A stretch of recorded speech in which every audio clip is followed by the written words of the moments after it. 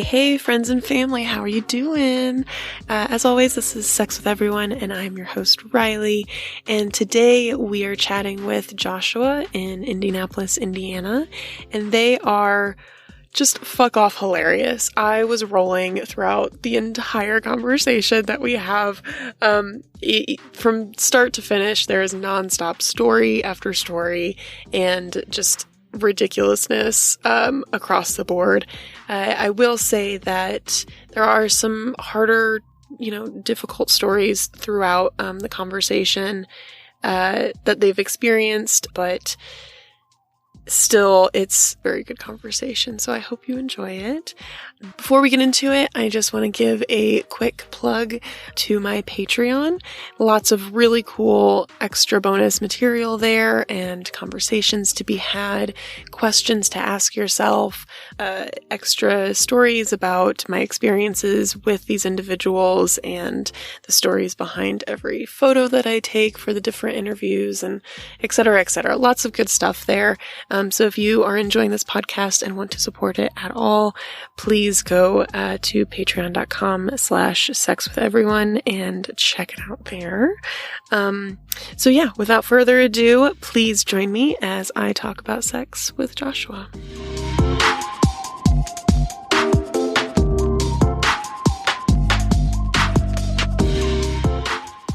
Hello, how are you? I'm doing fantastic. How are you? So good. I love sitting in my van in a random ass parking lot doing this with you. Hey, there's a first time for everything, This is my first time doing a podcast in the van. Oh, excellent. Yes. I can take that cherry. Yes. I'm a podcast van virgin. Oh, yeah. Niche. Yeah, it's a very specific thing. You don't brag about it a lot, but you might now. Yeah, I mean, absolutely, I'm going to. The amount of stories I have just because of, I had to. It's for the story. I was like,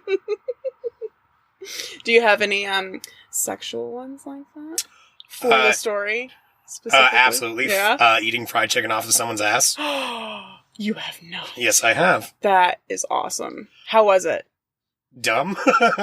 Was it glorious? Oh, it was. It seems glorious. We were giggling the whole time. I mean, yes. Yeah, of course. Yeah. Let's see. Having sex on a golf cart. Having sex. Wait. On a golf cart? On a golf cart. Or in a golf cart? Okay, technically in a. Okay. Not there is on a the roof. There is yes, a roof. The roof is not weight no, accepting. I wouldn't. That's why I was surprised. No. So she was in the front section, halfway in, halfway out, and then I just stood on the back. Anyways. I like it. Yeah. It had good, shock absorbers. It was good. There was not, much shake. Yeah. Yeah. Did we do that absolutely just so we could say what we did? Yes. Of course. Yeah. Did you ever, start driving? What? Oh, not during the golf cart. No. Yeah. Okay. No, but that same person I was dating, we were driving up to Chicago. And we were getting bored and getting tired, and we're like, all right, fuck it. Whoever's driving just gets to get eaten out the entire way. Oh my God. Yeah. Yeah.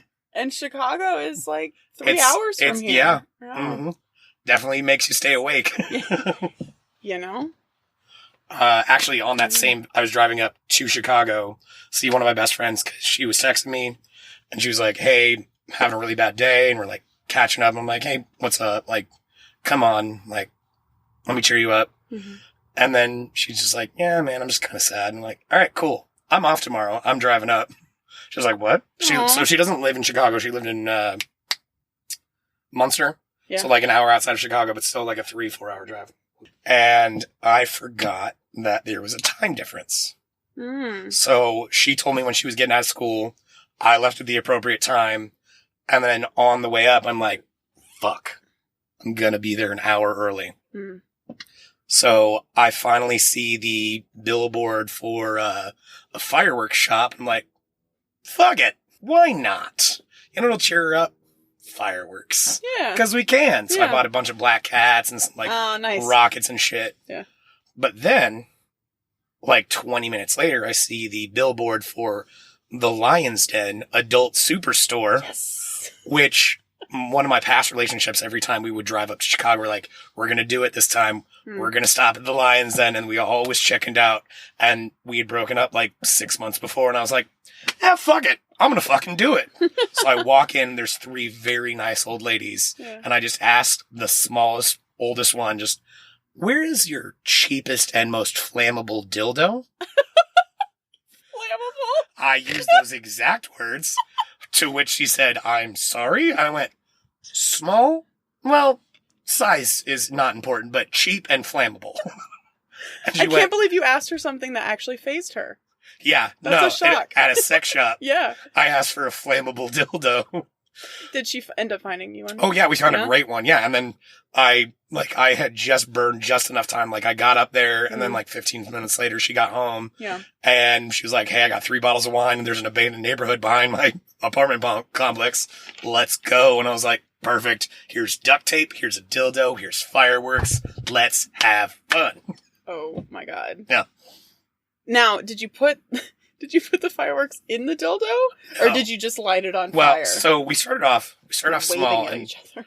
Oh, well, no, she had a model skeleton. We just hung it off of that first. Nice. Okay. Which is funny because she also had pet birds that were literally just hanging on it like it was like one of their little hanging racks. So there's just this skeleton hanging with a blue dildo, and then her cockatoos are just sitting there like, So we started off small, just lit off a couple fireworks, did some test runs, like kind of ducked behind an abandoned house real fast for like 20 minutes just to make sure nobody called cops. And they're like, all right, the piece de resistance.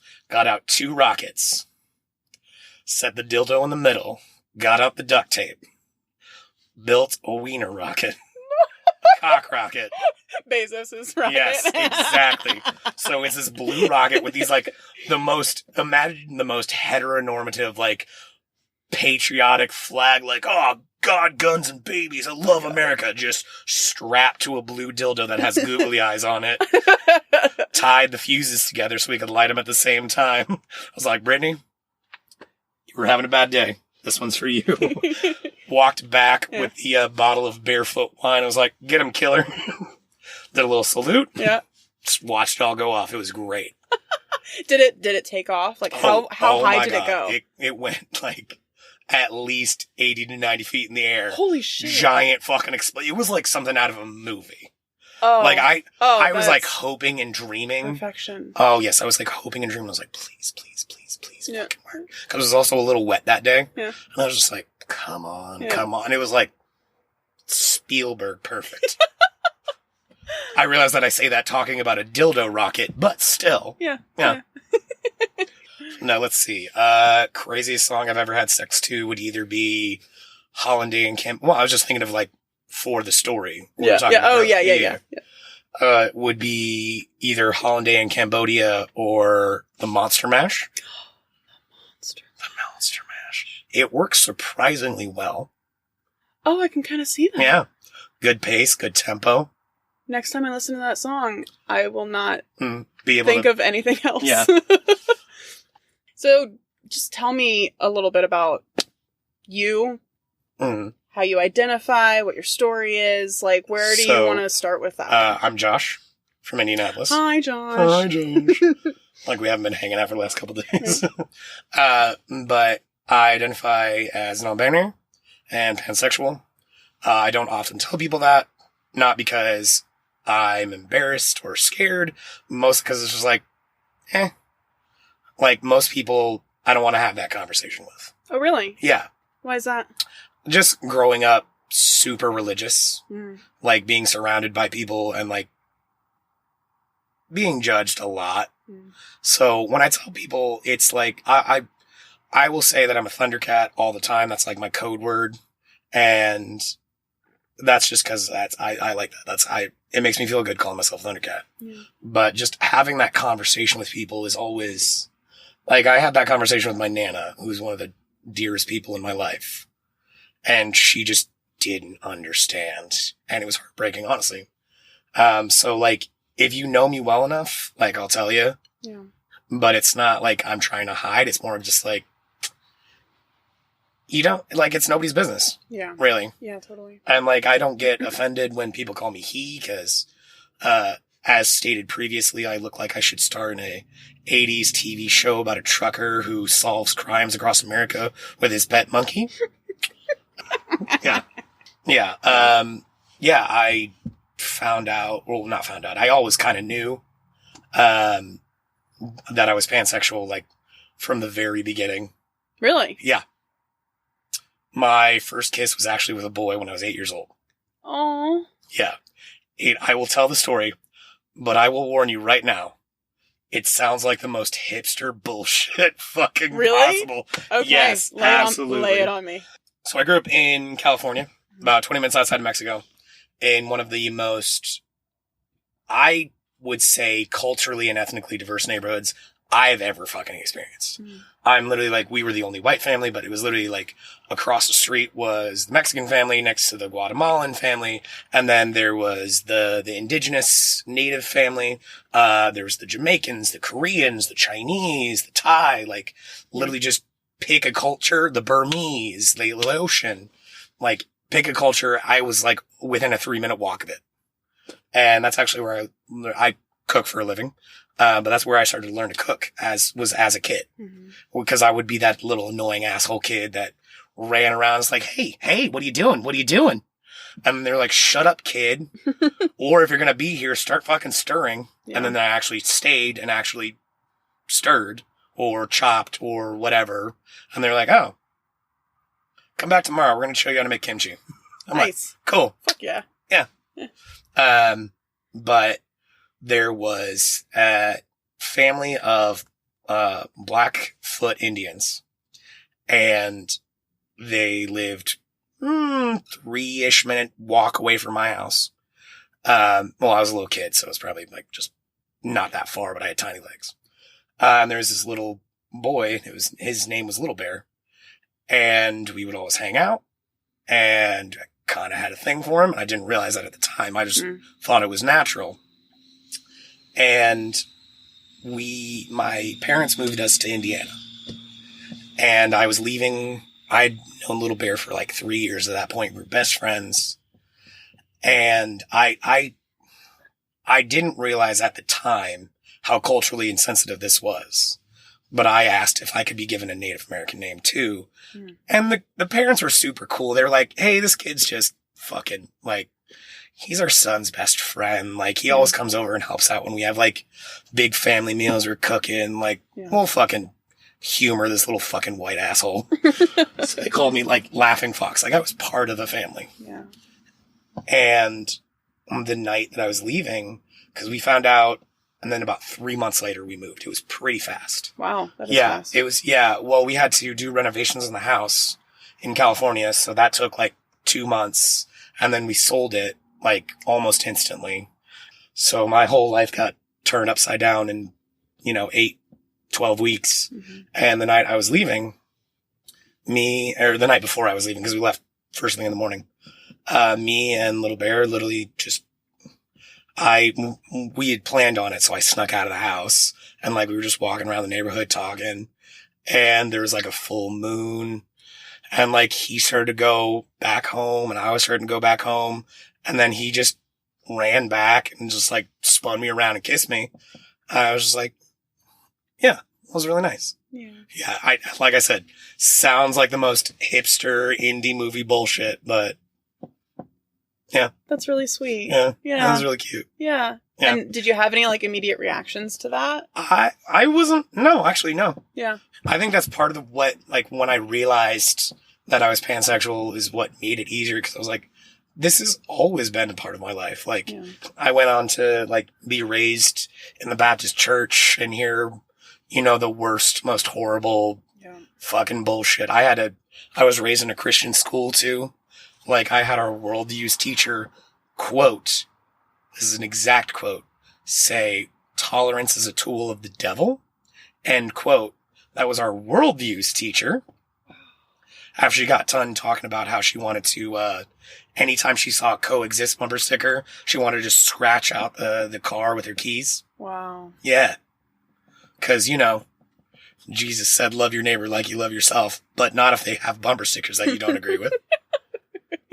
Which I got in trouble for mentioning in class.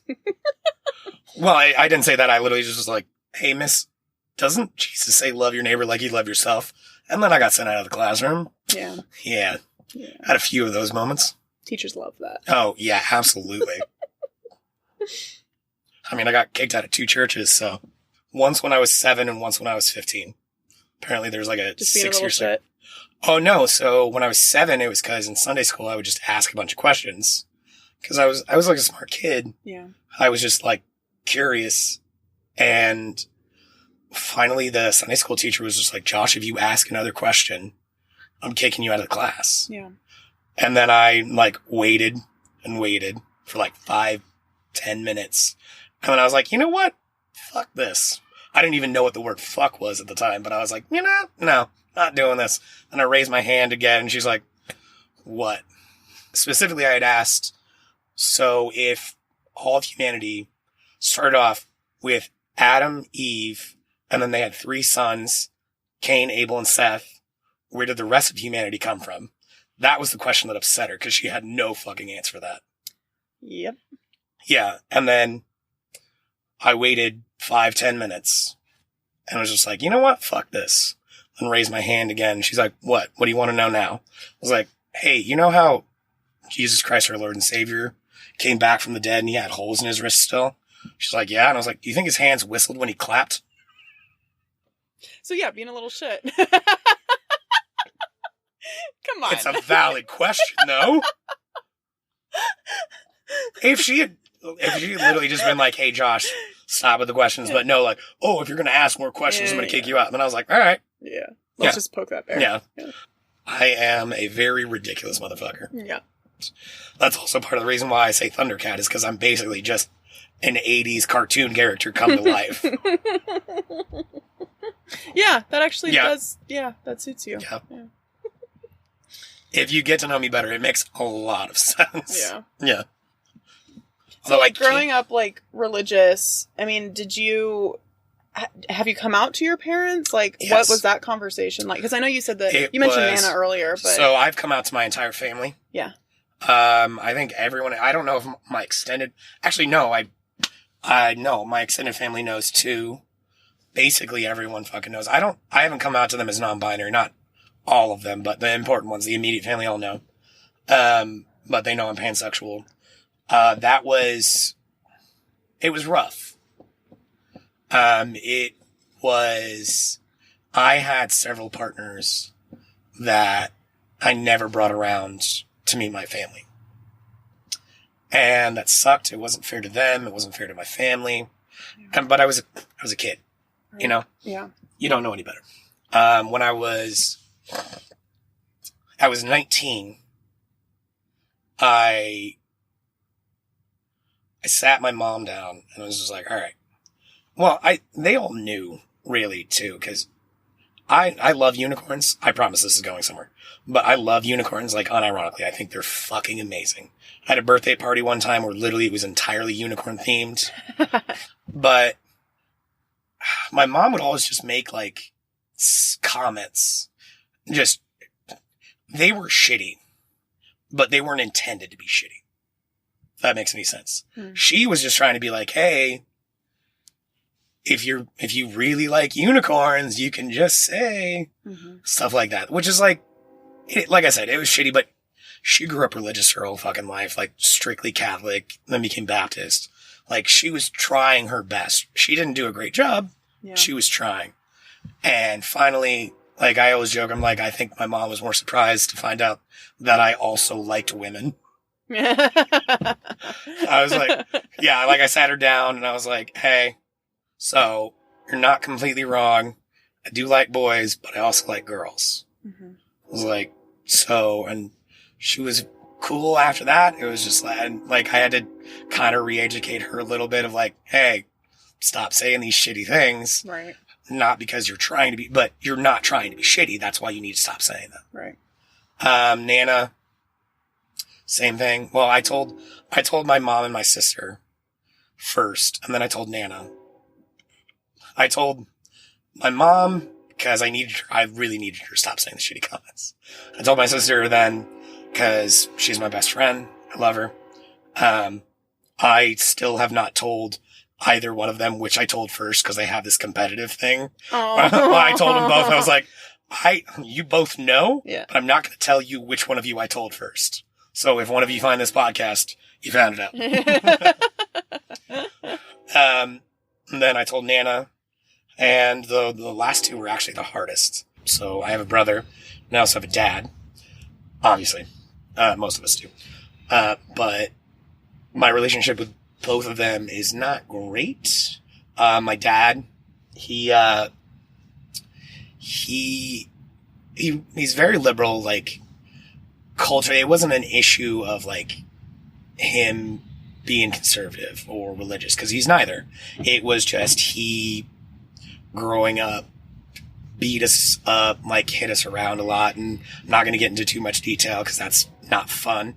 But it was serious. It wasn't just like, it wasn't just like a smack or anything. It was pretty rough, until we started being able to, like, large enough that we could defend ourselves. But that's part of the reason also why I'm a pacifist, because I'm like, no, like, the amount of damage you do with just thinking you can force your will on someone, like, that's never okay. I told him, he was fine. So the hardest one to come out to was my brother, and he was the last person I told. And for context, he is a genuinely terrible person. I've not talked to him in 5 probably years. Mm-hmm. And it has made my life 100% better. He is a racist. He is a bigot. He is homophobic. He's just genuinely terrible person. He and I would get into knockout, drag-out fights about the stupidest shit. He would kick you in the balls. He would try to scratch your eyes out, pull your hair, and I, like, did wrestling in high school, so I would always just, like, try and restrain him. Yeah. He pulled a gun on my mom one time. Yeah. But then it would always be like, oh, well, they're picking on me. I was like, no, you start this shit. Yeah. But he was the one that I told last. And he was in the Navy at the time, which he got kicked out of for being an asshole. Literally, he got dishonorably discharged. And so he was the last person I told, and I was going to fly down. He was in South Carolina at the time.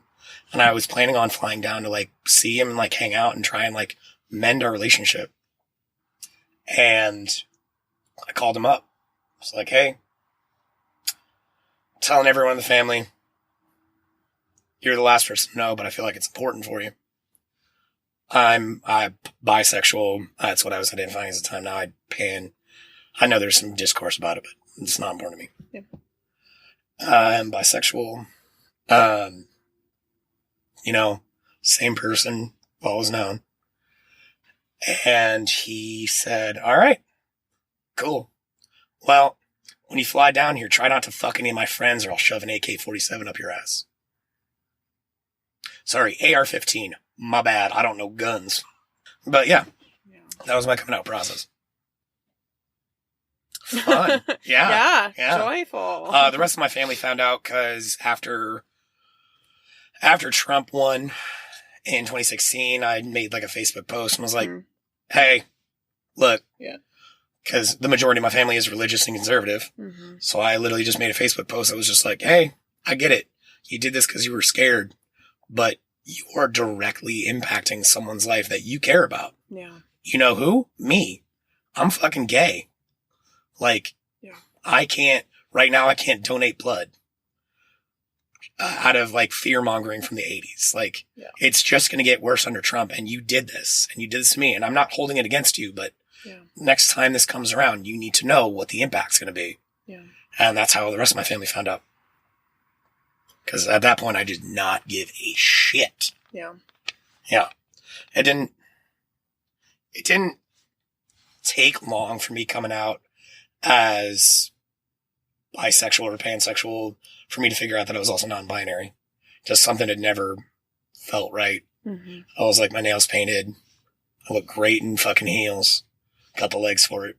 Squats. Look great in drag. And then I was just like, nah, Yeah. Once I figured out that non-binary was an option, because I was never like, I think that was the main struggle. I just didn't know. And then once I found out that was an option, I was like, oh, shit. This makes a lot of fucking sense. Like, me and several of my friends at that point already had matching dresses. Nice. We would always paint each other's nails. Yeah. I would trade with the servers at my restaurant nail polish colors. And like, I just brought in my tub of like 75 bottles of nail polish, which I have paid for one of them. Literally, I bought my first one myself, and then they just kept giving like all this makeup and like nail polish and all this shit. I have these giant tubs of it. I'm like, oh, cool. So it sounds like you've never been like very closeted with your friends. No. Like it was the family that was the big one. Absolutely. I had it once I was going to say once I stopped believing the bullshit, but then I realized, like, even as a kid, like, I was asking so many questions.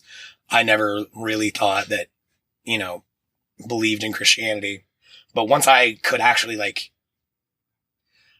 I was raised very reclusive. So it was just going to church, going to Christian school, going to Awana or youth group. Like, it was just Jesus, Jesus, Jesus, Jesus all the time. Mm-hmm. Once I started having, like, freedom and being able to, like, meet other people, or even people in those circles that were like, hey, my parents are forcing me to do this too. I'd be like, yeah, we're cool. Yeah. And then it just went out from there. And then it just got to the point where I felt weird every day, making sure that I didn't have nail polish in before I walked in the house. Yeah. I was like, I'm 19. Like, why the fuck do I care anymore? Yeah. Like, I think that's also part of the reason why I've always been very self-sufficient. Like, my parents and my grandparents all of them have made remarks at various times saying so. Of just like, you never ask for money. You never like, I take care of my own shit. I had my first job when I was 14. Mm-hmm. Never looked back, paid for anything that I wanted, saved up money, was responsible, took care of it, got the job done. Anything that stems from, like, knowing that you were going to kind of always be on your own and be an alternative, like, kid? I think it started off that way. Yeah. I think it's also, like, I take pride in it, too. Like, my family is all genetically workaholics. Whenever we leave a place, doesn't matter, like, some of them are in the restaurant industry like I am. Some of them are, like, my mom's an accountant. But anytime we leave whatever job, it takes minimum 3 people to replace us. That's just a statistic. Like me, my sister, my grandma, my mom, my dad, like, we're hard workers. Yeah. Yeah. At one point, I was in high school working 3 jobs. That's a lot. Yeah. In high school. Yeah. Yeah. I was working 3 jobs, going to school, and it did stem out from being like, I'd say it's half and half. I'd say it's half, I don't know what to do with myself in my free time. Mm-hmm. I just work all the time. And half, I needed to make sure that I could take care of myself. Mm-hmm. I've been kicked around, beat up my whole life. I don't want anyone to feel that way, but I'm also going to make sure that I take care of my shit. Yeah. Gotta be resilient. Yeah. Yeah. So you mentioned doing drag earlier. Yes. Tell me about, like, the first time that you did drag. Like, what was that experience for you? So I had a partner at the time, and I kind of, like, talked about it and joked about it, and I was joking, but it was really just me being like, hey, I want to do drag. But I'm like, oh no, wouldn't it be funny, guys? Like, yeah. But so she was just like, fuck it. I got clothes. You want to do this? Like, we're not doing anything tonight. We're just going to watch horror movies. You want to I was like, fuck it. Sure. Why not? And then I did it. I was like, shit, this is awesome. What was awesome about it? I felt beautiful. Yeah. Felt great. Like, had a grand old time. Like, and it wasn't a big thing. It was like I threw on some makeup, picked out an outfit I liked. It had great colors. And then I felt pretty. And it was like one of the first times I've ever felt pretty. Oh. Yeah. Yeah. Yeah. I'd also like, I just have like a lot of like dysmorphia, and also like I was incredibly obese when I was a child. So like even going up through my teenage years, I'm not skinny now, but I used to be a lot skinnier because I lost legitimately probably about 250 pounds. Oh my gosh. Yeah. Wow. Yeah. I lost about 250 pounds. And the best shape I was ever in, I was like 220. I'm probably like up to 250 now. But I was like 220, 215. And so I was never comfortable in my body. And then realizing that I could look this way and like express myself this way, it was great. Yeah. Yeah. That's lovely. It's fantastic. Do you still dress up regularly? I don't have a lot of free time, but Yeah. I have no qualms about it. Like, there's a surprising amount of times where I'll be at work and one of the servers wants me to try this new lipstick shade on. I'm like, fuck it, yeah, let's go. I'm going to walk to the bathroom and be like, hey, give me a minute. I'll be back. So I'll just wear lipstick for the rest of the night or whatever. I can't paint my nails anymore. It's not food safe. Right.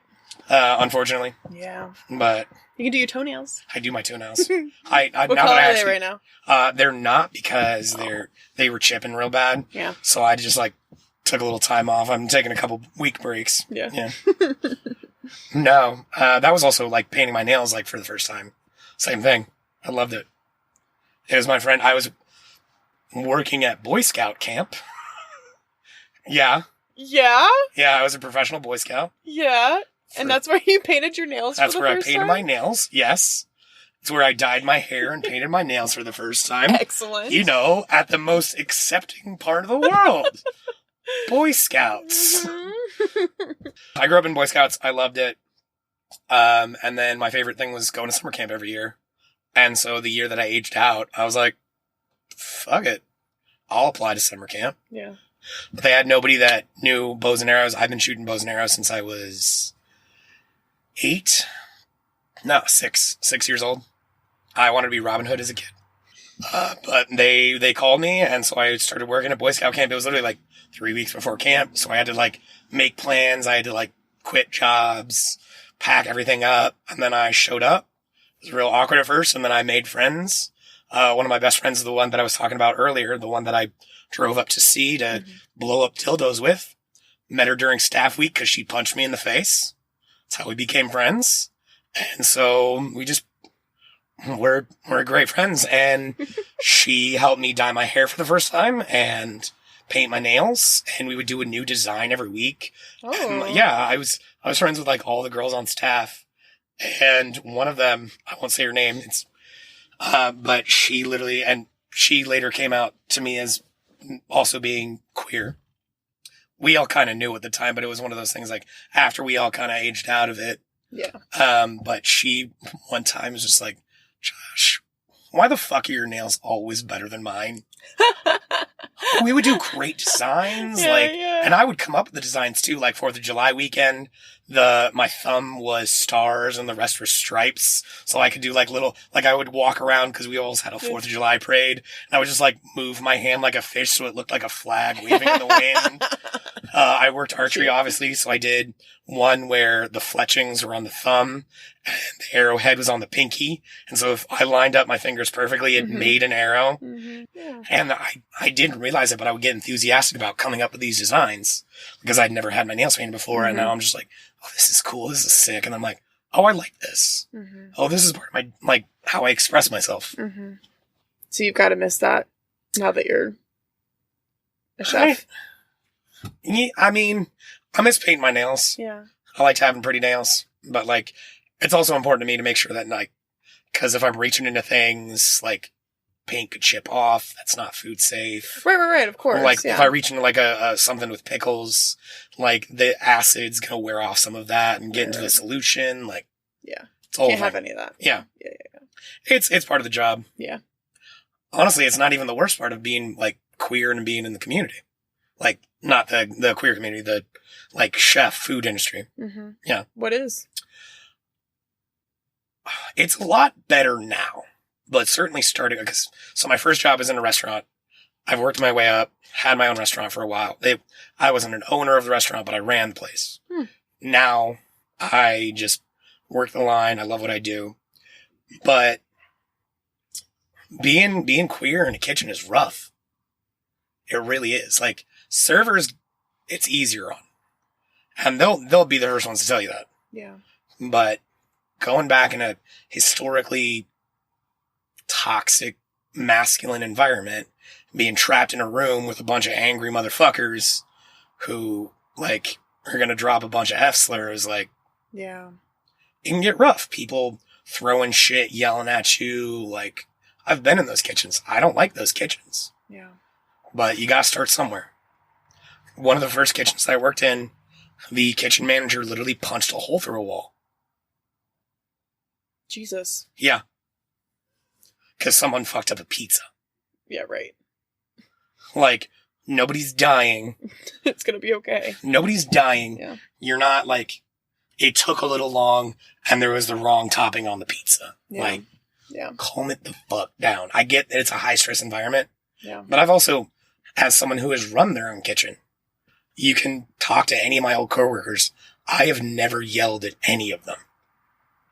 The one time that I yelled in my kitchen at someone, it was like the second week we were open. It was a dishwasher. And I'm going to say the F slur, just heads up. But there was a dishwasher and he said, "Stop being such a faggot." And I turned to him and and this is like the second week. I turned to him and literally, I just started screaming at him. I was like, "Don't you ever fucking say that word in my kitchen ever fucking again. I will kick your ass out of here right fucking now. Don't you fucking do that." Yeah. Well, turns out he's gay and has been with his partner for like 30 years. So one of the line cooks come up to me and was like, "Hey, you know he's been with his boyfriend for like 30 years. I was like, "No." I was like, I didn't know that. Yeah. I fucked up. Well, I took him outside. But you guys didn't have that moment of like recognition of no, both being in the community. Yeah. No, this is it was a man up in his years. Yeah, it still like came out of left field for you. Yeah. Well, we'd also been working just our asses off. We're all fucking tired. Yeah. We barely talked to each other. We're just fucking. It was like the first 2 weeks of a restaurant opening, and if anyone's ever experienced that, you know how fucking stressful and chaotic it is. Yeah. Like, it's crazy. And then I pulled him outside like an hour later, and I was like, when we slowed down enough, I was like, hey, so have you been with your boyfriend for like 30 years? And he was like, "Yeah, I'm gay." And I was like, "Okay, cool. Sorry I yelled at you. Didn't know that little detail. I would still appreciate if you don't say that." Yeah. You know, yeah, like, I literally have scars from where someone has tried to beat me up and call me a faggot. Like, that's cool. Like, yeah. Does that go with you? And he's like, yeah. Sorry about that. Didn't know. I was like, yeah, it's totally fair. Hash it out. Totally cool. There's certain things about kitchen culture, like, I can hear a ticket printer in my sleep. Yeah. I'm not even kidding. I was outside. I don't smoke all that often, but I was outside because it was real slow, like near the dumpster smoking a cigarette. And this is probably like 30 feet away. And I heard the ticket machine went, cool, dropped a cigarette, came back inside. And the guy just looked at me like, what? I was like, oh, I heard the ticket machine. He's like, how did you hear the ticket machine? I was like, I can hear it in my nightmares, man.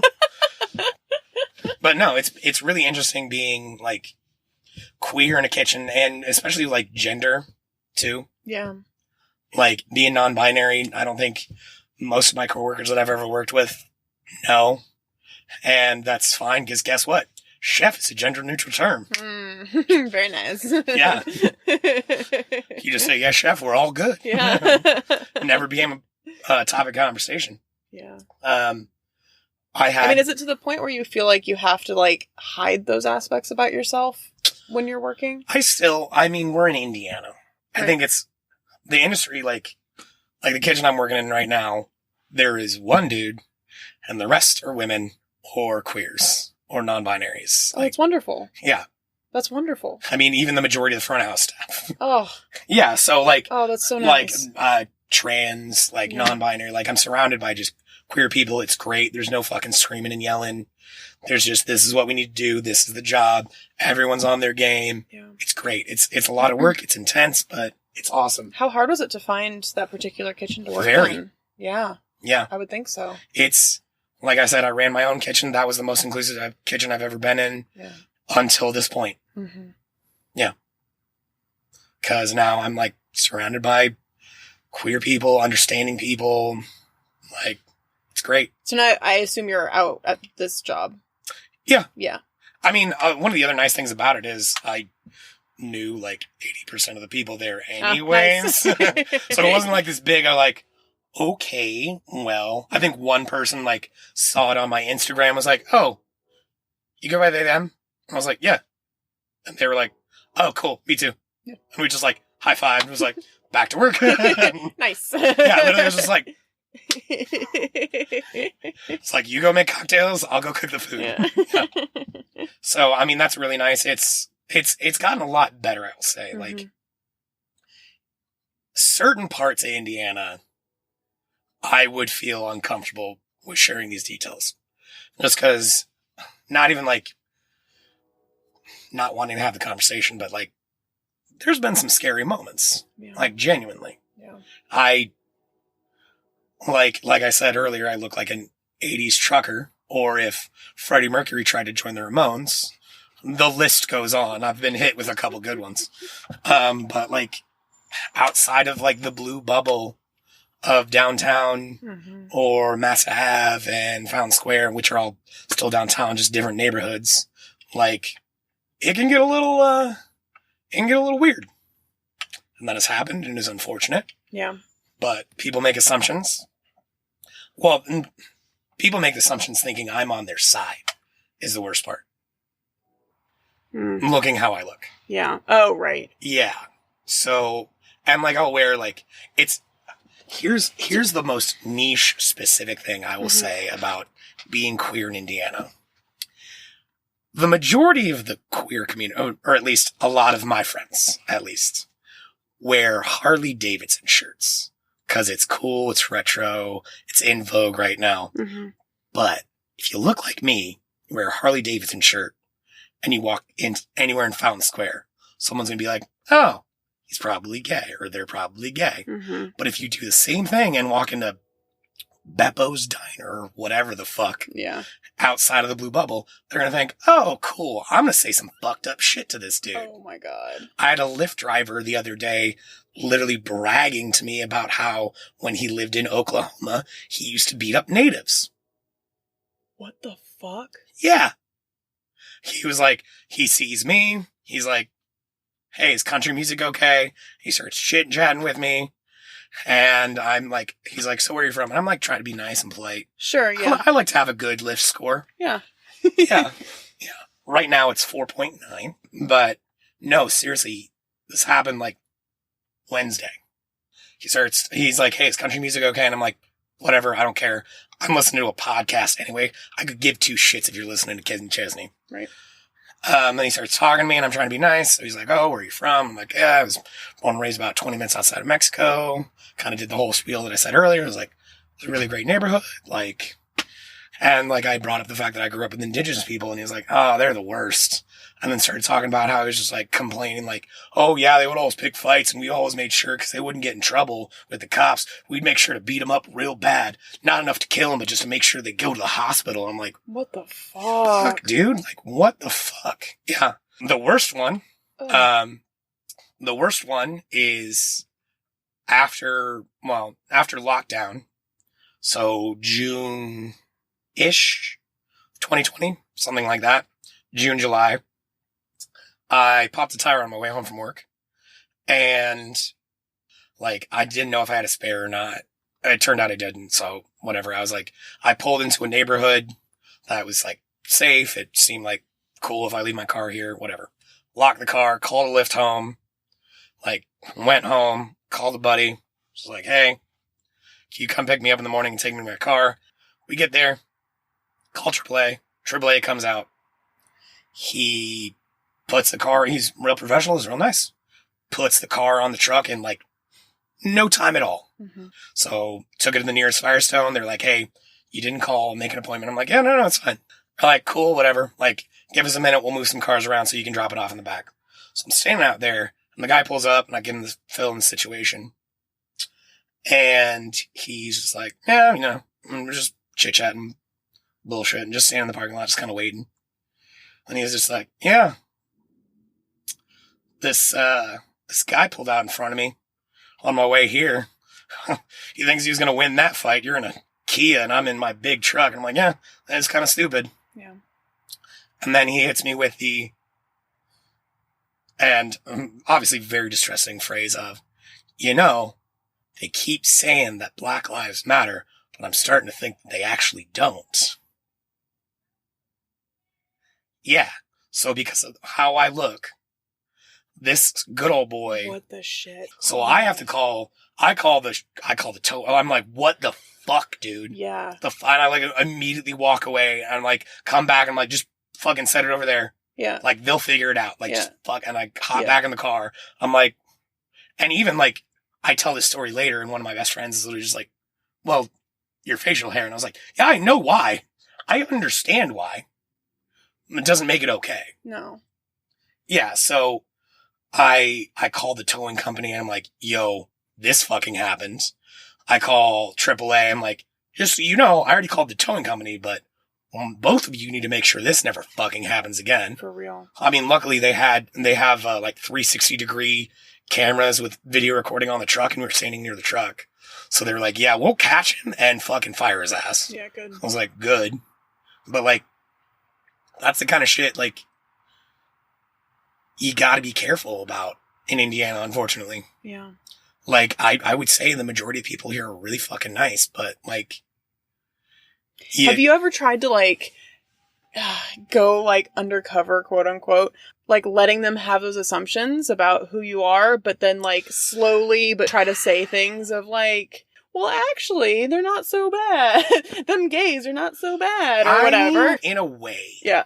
But it's usually not the, oh, they're not so bad. It's more just like, oh, okay, I don't agree, or like, it's not so bad. It's real subtle, and then it just gets to a boiling point where I'm like, all right, cool. Hey, I'm a flaming homosexual. And then just be like, yeah, they're not so bad. And they're like, really? And I'm like, yeah, I'm one of them. You're talking to one. I'm real gay. Yeah. Or like, I worked at... Tell me their faces. I just need to visualize their faces. Oh, it's the best. I was working at there was a heavy metal, like, bar that I worked at for a while. And I was cooking. And it was like an open kitchen. So everyone on the line had big beards. Like I got mutton chops. Everyone else had like pretty gnarly beards. And this one old white dude, again, wearing a Harley Davidson thing. It's the thing. It's the crossover. It's the like Venn diagram. But he's wearing a Harley Davidson like hoodie and he just walks up and goes, yeah, y'all got a bunch of good beards back here.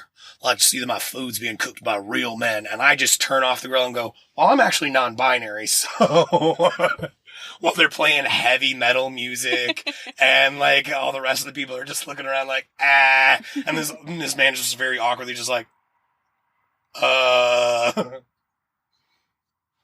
it's the best. Yeah. Yeah. No, that's why I do it though. I was like, it's just like stealthing for just for long enough to like make it really fucking awkward. You can just like sit there and just look in their fucking eyes and just make direct eye contact. I love. And also, you need to fucking check yourself when you're saying some dumb shit to people you don't know. Oh, I love a good fucking power move. Yeah. Oh my god, I love a fucking good power move. I have so many power move stories. That's glorious. One of them involves kissing a man. It's not like, I don't know. Long story short, I was walking from where I was working to, the speakeasy bar we were at the other night. Mm-hmm. And I know everyone in the industry. So like 4 different people catcalled me. And I was wearing boots and I was like feeling myself. And I was just like, yeah, all right. Okay. Cool. Yeah. That's all my buddies. And then I walk up, another buddy of mine he's just like, oh, hey, baby, you looking sexy. And I was like, you know what? You're the 5th person to catcall me tonight. And I will take it. I do look sexy right now. I was wearing a red Hawaiian shirt with like a denim vest. Yes. And like I think these black chinos and some cowboy boots. Just living my gay cowboy fantasies to the max. And then there was someone he was with. Don't want to make assumptions, but they were very feminine. Mass presenting. And just was like, oh, don't worry, baby, you're not that hot. And I immediately hit him with oh, do you want the number from my optometrist? And I like started to hand him my glasses. Like these are really good for me. Like they're actually pretty cheap too. Like good quality. Like I can get you hooked up because obviously you're not seeing something. And he's like, no, I'm good. I walk inside, get my beer, get a shot, start talking to the bartender who I know because I knew all the bartenders over there, and like go to the bathroom for a second. When I come back, this person is hitting on one of the bartenders. Very just laying it on thick. And I'm not mad at him. It's a very attractive man. Very great hair. But I'm just like, I'm like, you know what? Fuck you. I have that moment a lot. Mm-hmm. So I just walk over and without like even asking, because I've done it before. I had done it a million times before. I'll do it a million times more. I just walked over and was just like, hey, I was just like, I'm going to get out of here. Can I cash out real fast, babe? And then just give him the biggest kiss on the lips. And then he just like pulls away and like not pulls away, like, but he literally like, as soon as we're done, like I slipped a little tongue in there and I got off of him and he's like, yeah, I think you just have the one. You should be good, hon. And I was just like, okay, thanks, babe. And then just immediately make direct eye contact with this person. And then I leave. See, that's the thing about a power move. Yeah. It's like, you got to do the power move, you got to land it, you got to execute it nice, but it's the follow through. But like, yes, I have done that with like non-binary, like being gay. Mm-hmm. I'm curious, as a pan person, if you've ever come across any weird hiccups or experiences with dating women. Like, if they've ever had, absolutely pushback or anything about that. Mm-hmm. Unfortunately, yes. Yeah. Okay, so one of my friends that I came out to after a while, like I came out to my family, I came out to my sister's boyfriend. He was the next person I told after my immediate family because I was very close with him. And then I told someone else, and she was a very good friend of mine.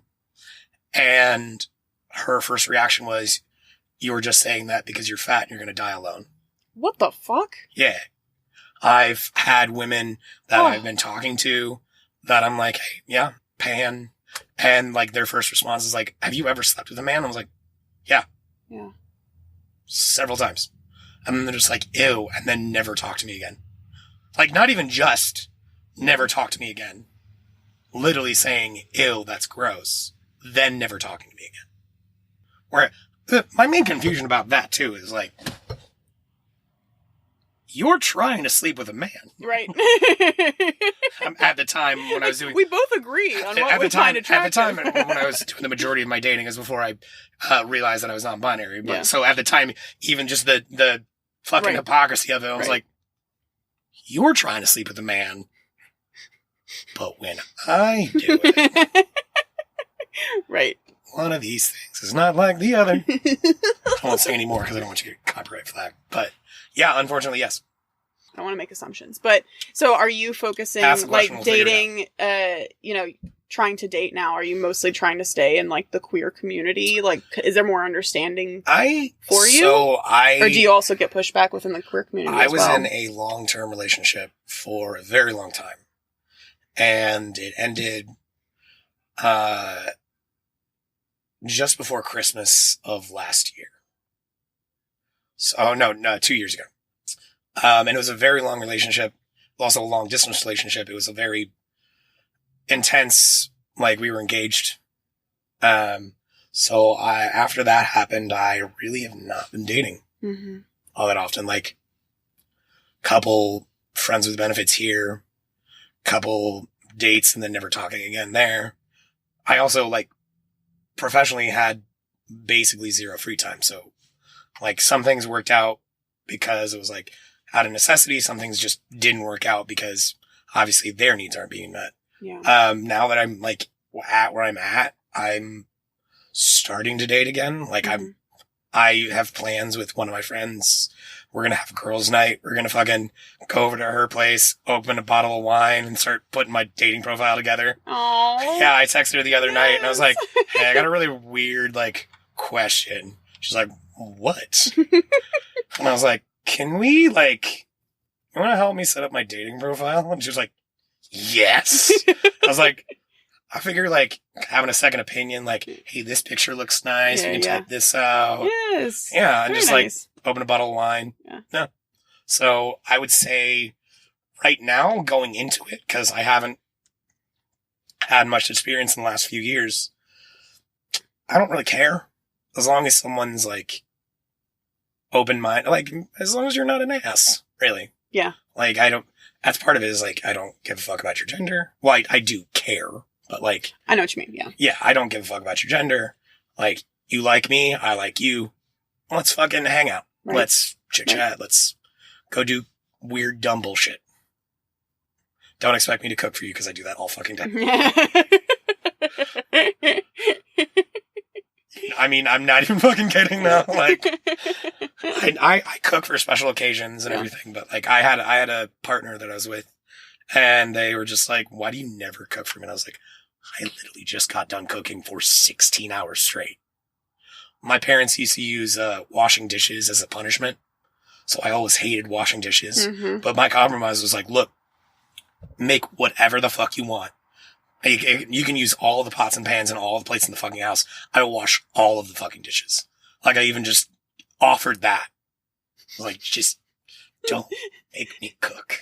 I love it. I love what I do for a living, but, you know, anyone that's, especially in the creative field, I feel like, is just like, I'm not coming, like, I'll do it for a special occasion. I'll do it for, like, presents or a birthday, whatever. Mm-hmm. But I'm not fucking doing it right now. You had mentioned to me before, and it's okay if you totally do not want to talk about it at all, of course. But you had mentioned before that you had cancer.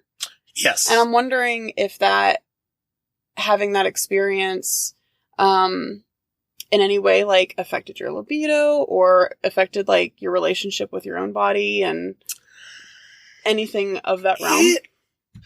It sucked. Yeah. So I had brain cancer. I won't go into all the Latin and all the dumb bullshit. Let's just say it fucking sucked. Yeah. I had a tumor pressing up against the pain center of my brain. Oh, fuck. So I was constantly in pain, like 100% of the time. Didn't know it was cancer. Originally, I thought it was fibromyalgia, which is extremely rare in men. Mm-hmm. And I'm assigned male at birth, so, like, kind of thought that might not be the thing, but, like, I would go to different specialists and, like, have different medication, and nothing fucking worked. Finally got a brain scan, and, had a brain tumor. The one thing I will say is that my hair grows like a motherfucker. Like, I grow a lot of hair very quickly. Mm-hmm. So it was weird to have, like, normal hair growth rate. Like, I never had to, like, that's, like, one of the weird things. Like, I'm trying to make light of having fucking brain cancer. Like, I would go to these treatments and call it superhero training. Nice. Yeah. Very nice. No, yeah. And I told him, fuck off. I'm sitting there dying. Let me make my jokes. So this is going on while we're opening up the restaurant. Oh my gosh. I got diagnosed about 6 months before we opened up the restaurant that I was running the kitchen for. And then I came in, did my thing, and eventually told the owners, I was like, hey, look, wasn't trying to hide it. Wasn't trying to, like, do anything sneaky, but I have cancer. Like, I might be a little late on Wednesdays because I might have just got irradiated. Because, yes, I was doing chemo and radiation and then going into work for 12 hours. Because if you haven't figured out at this point, I am an insane person. Yeah. Yeah. But the day that I literally got the phone call while I was on the line. Wow. Yeah. So that night I was just fucking shook, obviously, because of course I was, 22, and then you find out you have brain cancer. And the reason you've been in pain for the last 3 years is because cancer and not just because of some mystery disease. And so I had to explain it to him because he was also one of my best friends. Like, he and I were, some of our friends got married. He was a groomsman. I was a bridesmaid. We had a tight, close-knit group. And so I told him. And then about 3 weeks later, we had the new guy on the line. And I made some stupid dad joke because jokes I make are either really cheesy dad jokes or just like very dark. There is no in between. It's one of the two. But I made some dad joke. And this guy turns to me and went, wow, man, that joke gave me cancer. And so I turned to Scotty very slowly doing the TM power move. Just turned to him slowly and just looked at him and went, huh. Didn't know it was contagious. So you have this grown man in his mid-30s in the fetal position next to the stove, just like, fuck, holy shit. But like not knowing whether to cry or laugh, right. Just emotionally broken and literally just in a ball on the floor, just, oh God. And the other guy just looks at me and is like, is he okay? And I was like, yeah, no, he'll be fine. And so, I mean, did the relief of that tumor, like, affect your, sex life? And, I mean, not being in fucking pain all the time? Well, and, unfortunately, I'm still in pain. Oh, fuck. It did. I'm so sorry. Honey. No, it's fine. It's better. Yeah. It's a lot better. Yeah. But it did damage. Yeah. Like, without doing some very risky, experimental, who knows what the fuck brain surgery. Yeah. I'm always going to have a little damage up there. So I'm always in pain. But it is certainly a lot better because there were some nights like sex-wise where I'm just like, I fucking can't. Like, yeah. Like, you're hot. I like you. We've been dating for a while, but I need to go to bed. Yeah. Yeah. Yeah. Yeah. It sucks. It still sucks. Some days I have, nausea flashbacks, which are really the fucking worst.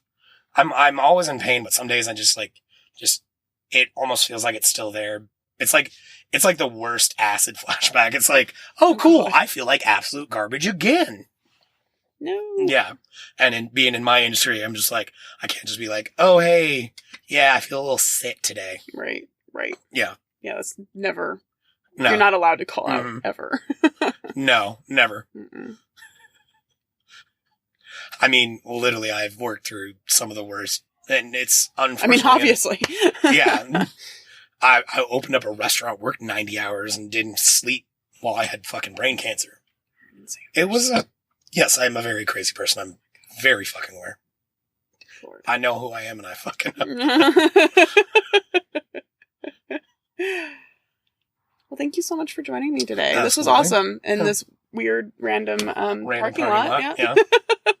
That we found near the dive bar near my work. Yeah. Yeah. Listener at home, there totally wasn't a cop that pulled up. It's fine. No, that definitely did not happen. Yeah. No. All right. Well, cool beans. Yay, raw. Yay, raw.